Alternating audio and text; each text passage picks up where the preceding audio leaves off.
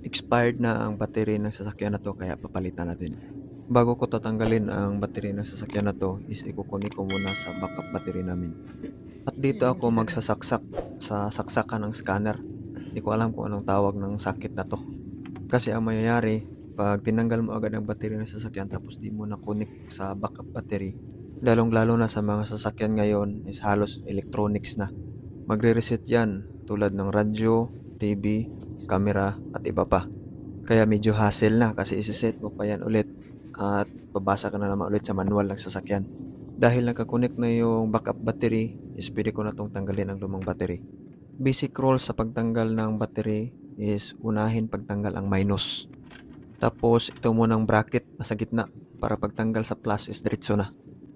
Tapos pinakahuli is yung plus.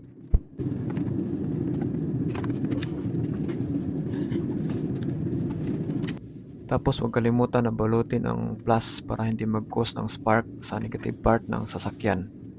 At yun, bubunutin na natin ang old battery.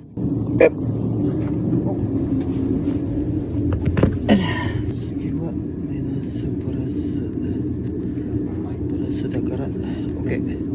At yun, paslak na natin agad yung bagong battery at huwag kalimutan na hindi mabaliktad yung plus tsaka minus, no? Kasi pag nabaliktad yan, alam nyo na. At basic rules naman tayo sa pagbalik ng battery is una ang plus. Tapos connect na ang minus. At huwag kalimutan ang bracket sa gitna para pag tumakbo na is hindi na gagalaw-galaw ang battery.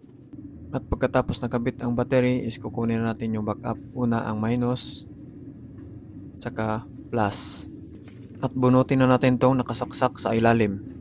Hanggang dito na lang. Salamat sa 2 minutong panonood at pagtitiis.